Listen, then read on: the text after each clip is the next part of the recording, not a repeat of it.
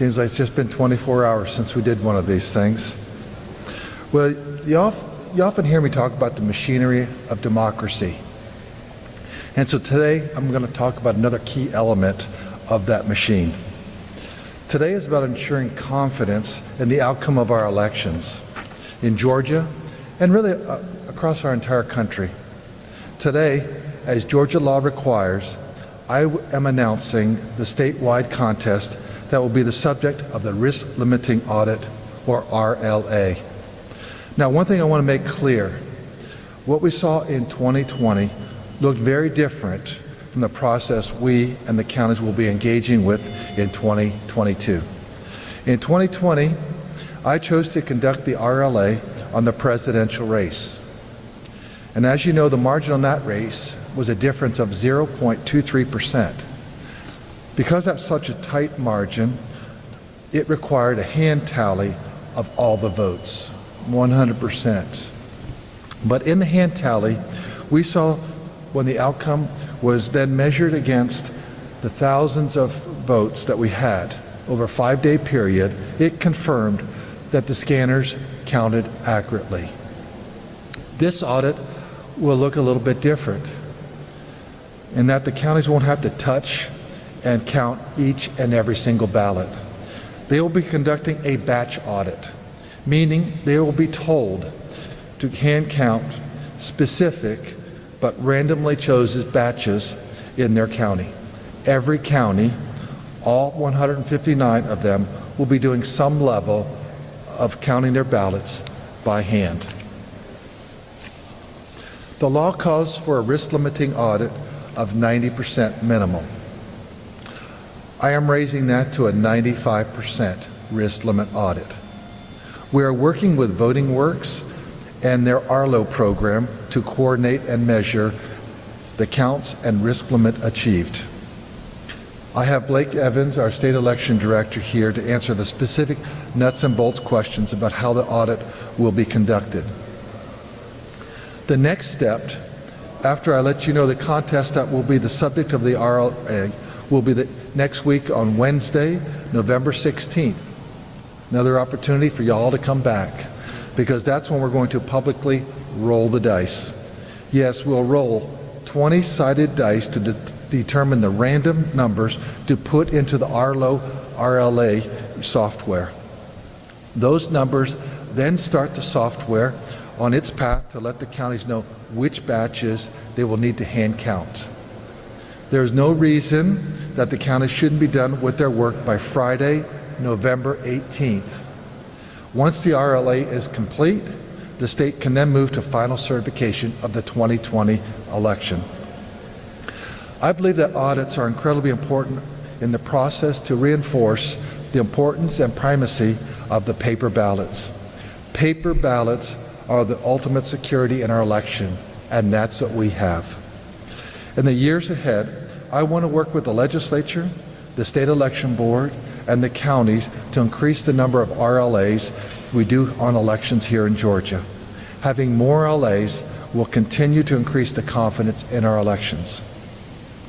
And I am so confident in our systems that I'm ready to let you know which race will be the subject of the statewide RLA this year. It is a race that had the highest margin in 2022, 9.3%. The larger the margin, the easier it will be for the counties to conduct the audit. And that's important because they're going to have an ongoing senatorial runoff race. I know they have a lot on their plate. The race that will be subject of the Georgia 2022 statewide risk limiting audit will be the Secretary of State contest. I believe in transparency and accountability to the voters, and that's why I've chose this race. Before I hand it over to Blake for the description of how the audit will proceed, I did want to thank the county election workers and the voters of Georgia. In counting votes yesterday, we saw that we had the most votes ever cast in a midterm election in 2022. Record turnout. I hope to continue to build on those records and enhance voter confidence in the outcomes of this and future elections here in Georgia. Thanks so much, Blake. Can you come on forward? You can step them through the process. But before I let Blake say anything, I want to give another shout out to our team. I want to give a shout out to Blake. Dr. Jess is back there also. He's his number 2. But I want to give a shout out to our team. But I do want to give a shout out again to the counties, the county elections directors, their support team, the poll workers in Georgia. We had a very successful election from the standpoint of processing. I know that half the candidates are not happy today, and I know the other half are doing cartwheels and handstands because they won their races. But that all was able to happen because you had poll workers that showed up at 6 a.m. to work that long day. County election directors that put in the hard work that they did. And you look at how we had such a smooth election with an average wait time of 2 minutes. You look at the processing time for check-in was 47 seconds. That's their work, that is this man's work, and he can now answer and all your questions you might have because he's going to be in the weeds and with all the nuts and bolts. Come on, Blake, it's all yours.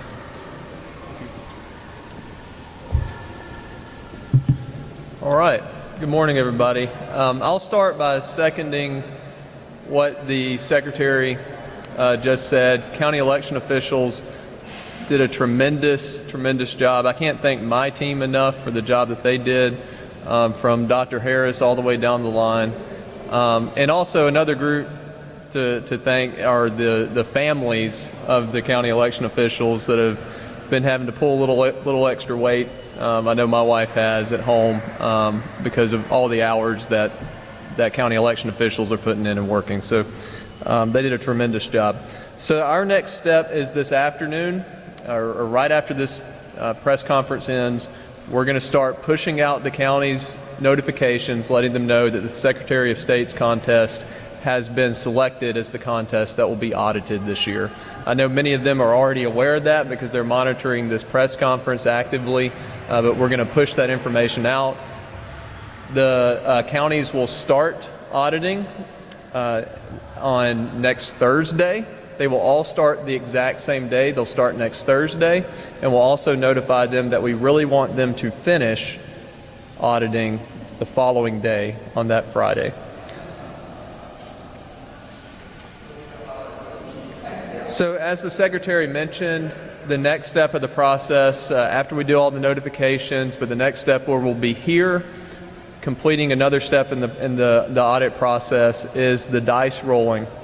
So we'll be using the Arlo system for our risk limiting audit. As part of that system, what counties will do is they will upload what's called ballot manifest into the system. The ballot manifest is a list of every ballot container or every batch of ballots that they have from their audit. So batches from absentee voting, batches from advance voting, batches of ballots from election day, and provisional ballot batches. They'll upload that into the Arlo system, and that will be housed there. Next Wednesday, we'll be back here and we'll start the random selection of the batches that counties will have to audit. That will start with the rolling of 20 10-sided die.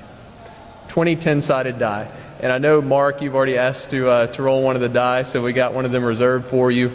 But we'll roll that because the Arlo system uses a random generator to be able to select the batches, but in order for that generator to kick off, it needs to have a random number. The best way to do that is to roll die, and that's what we're going to do next Wednesday.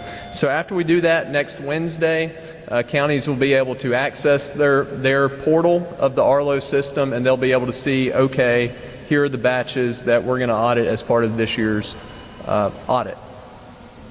Every county, as the Secretary said, every county will have batches of ballots to audit. At a minimum, down to the smallest county, every county will get to audit either an election day batch or an advanced voting batch, and also an absentee batch or a provisional batch. The purpose of doing that, so that every county audits at least 2 batches, is to make sure that every county audits at least one batch that was a ballot marking device, or that was marked by a BMD, and another batch that's hand-marked paper.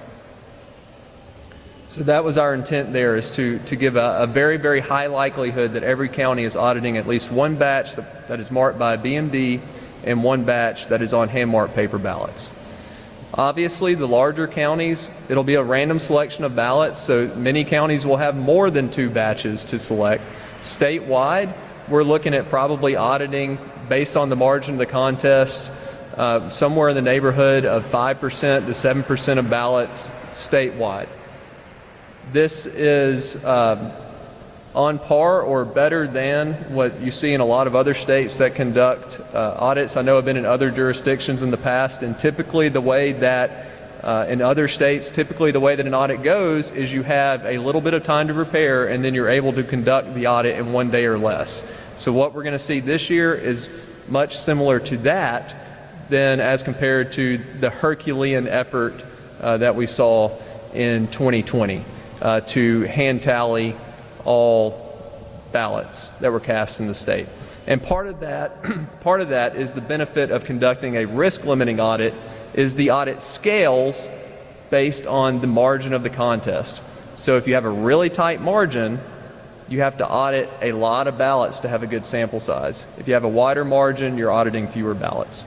And so again, with the calendar, next Wednesday we'll be back here rolling the dice. On November the 17th, next Thursday, all counties will start auditing in their counties. They'll start auditing their ballots.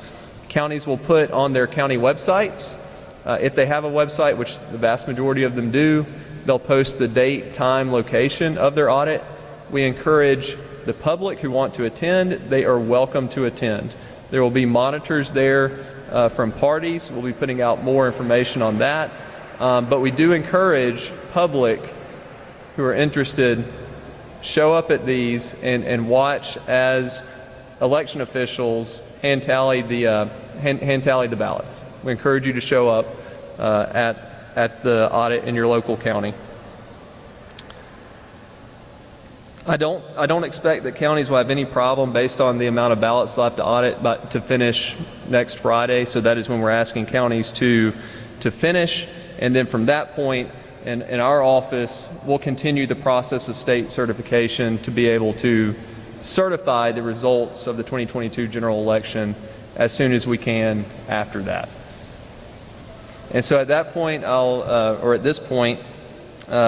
open it up for questions and try to answer any questions that you have.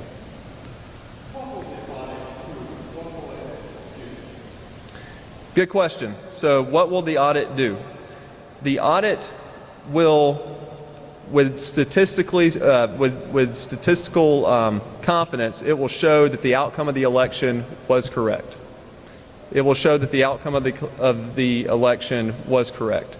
So, and it will also show that the machines that tabulated the votes worked properly. So here's one of the cool things. After the audit is over, we'll post reports that come out of the Arlo system on our website. For anybody that wants to go see them, they can go and look at them. And what they'll show are the hand tally results from each batch that was audited. And anybody that wants to can look at that hand tally, and they can compare it to the outcome of the machine count for that same batch. So you can take those two things, you can compare them together, and I have very high confidence that they'll see that the machines worked properly. And so we want to confirm the outcome of the contest and also show that the machines worked properly.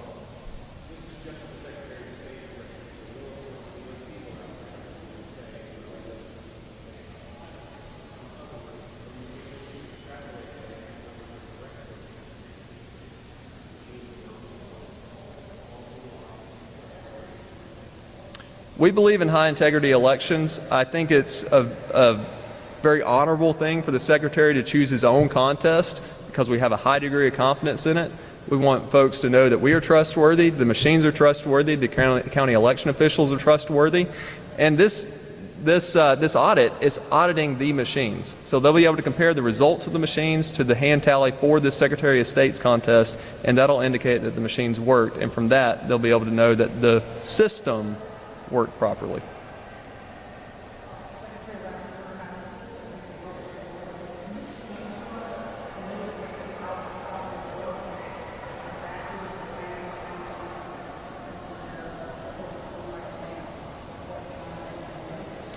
Yeah, so the question was to explain the process a little bit more about how the count will work. So next Wednesday, we'll do the dice roll. We'll put that 20-digit random number into the Arlo system, and from there, the system will make available to counties the batches of ballots that they'll have to select. All counties will start pulling those batches from secure storage on Thursday. Again, that process will be completely open to the public. Those batches will come out of storage. They'll get checked in to the auditing process. The checking in part is where counties will complete chain of custody paperwork to indicate, okay, this batch is coming out of secure storage, it's being transferred to an audit team that's going to open these ballots. They're going to hand tally these, and they'll use a sort and stack method, which means for the Secretary of State's contest, they'll sort, okay, this ballot's for Secretary Raffensperger, this ballot is for B. Wynn, and they'll go through and they'll sort, and they'll create multiple stacks, and then once they've got their stacks sorted, they'll go through and they'll say, okay, with this batch, there are 250 votes for Secretary Raffensperger, and then they'll go on down the line. After each batch is counted, each audit team will complete a batch tally sheet, and then once the county has completed the batch tally sheet, the numbers from that tally sheet will be plugged into the Arlo system as the hand-counted results from that particular batch, and then that process will occur for however many batches that the county has to audit. And then once that has been done across all 159 counties, Arlo will run its algorithm to confirm that we have met the risk limit. So let's say it's a 5% risk limit, which means we want to have at least 95% confidence. What we will get at the end of it is what our actual risk limit was. And so we'll confirm that the outcome of the contest was correct. The correct winner has been indicated as having won. And we'll be able to release also what the actual risk limit was. So just because we're setting the risk limit at 5%, the actual risk limit might actually come out to be 0.2%. And then we can say with 99.8% confidence what the outcome of the audit was. And it might be a little bit less, might be a little bit more, but at a minimum, we're setting the risk limit at 5%. And then at that point, we'll post those reports to our webpage so that anybody can go and they can look at them. We'll post the tally sheets just like we did in 2020. Now, one thing, it might take a little bit of time. So as soon as the audit is complete, we'll have to then start the process of collecting those tally sheets from counties. So it might not be instantaneous that we're able to put all those documents up on our website, but that is something that we want to do for transparency, for integrity. We'll have those documents on the website shortly after the audit.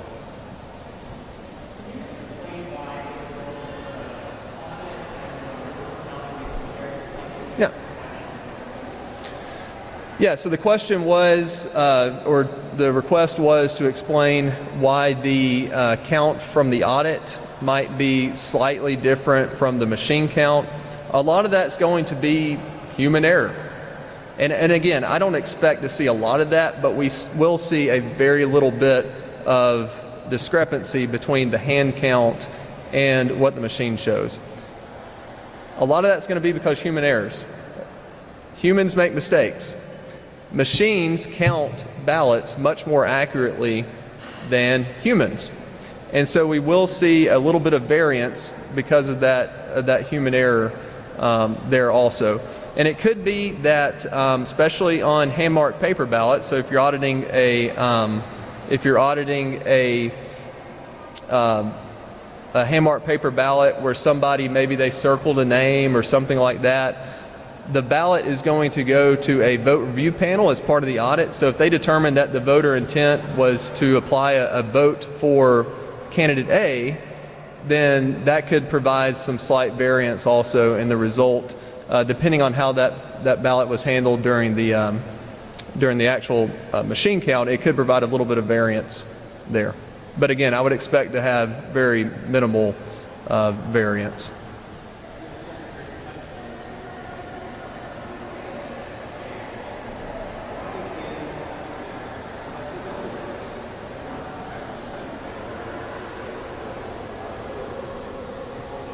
So I'll let Gabe chime in if he wants to, but the Senate contest is going to a runoff, and so that'll be settled there. The audit is to confirm that the correct winner won, and nobody's won that contest yet. And again, I will reiterate that I think it shows high integrity and our trust in the system to be able to select his own contest. And if people, he's the top election official in the state. I trust him tremendously. People should trust him. And what better way to show the system works than to audit his own contest?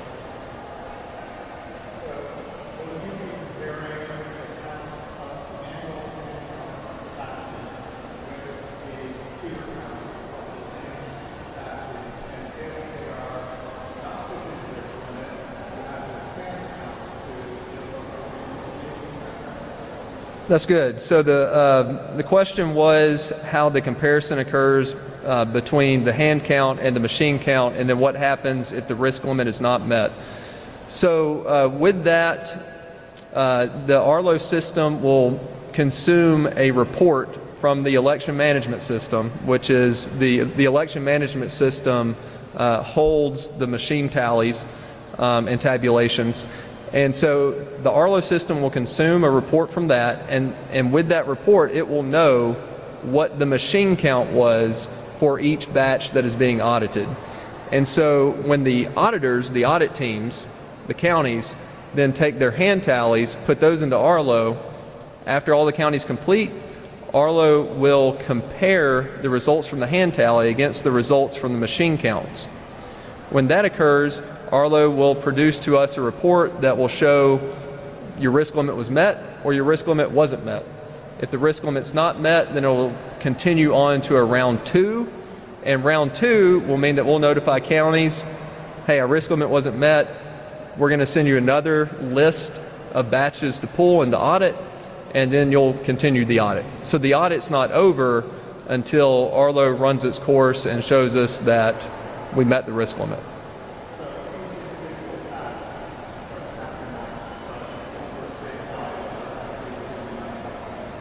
Correct. There could be variance between a particular hand tally of a batch and what the machine count shows, and the risk limit could still be met.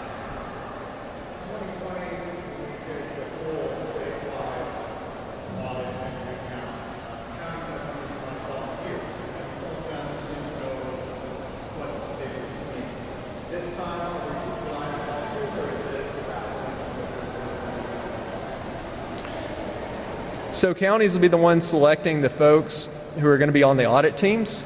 Those folks will have to swear an oath. And I do anticipate, I know that counties have been recruiting people to be on their audit teams because there was always the chance that we were going to have a slim margin and it might have to be a larger count. But I know that a lot of counties, the first group of people that they ask are their poll workers to be able to come in who are already familiar with the process. I anticipate that we'll see a lot of poll workers on audit teams, but counties have discretion over that process to be able to select folks that they think are capable, and then they are able to bring those folks in, train them, and then they swear an oath and go through the process. And with that, one thing to think about also is that counties have until Tuesday to certify the election. That Wednesday is built in there. So I mean, counties can use that day also for training if they want to.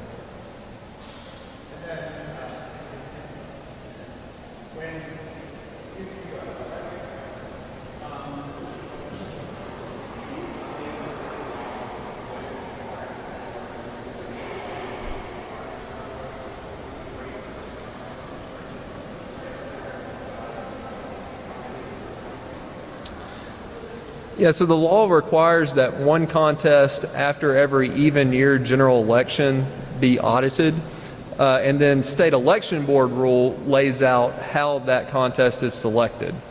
And so in that rule, it lays out the criteria that must be met there in order for the contest to be selected.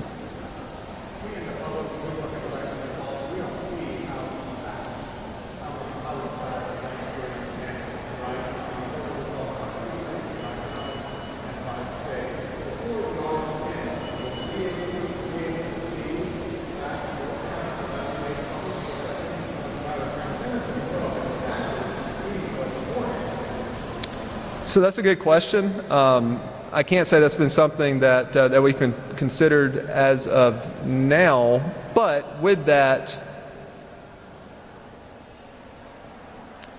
we'll look into it, and because that is open record. So how a machine counts a particular batch of ballots is subject to open record, so it can be made available to the public.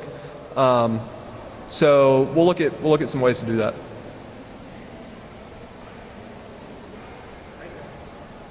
All right. Thank you all.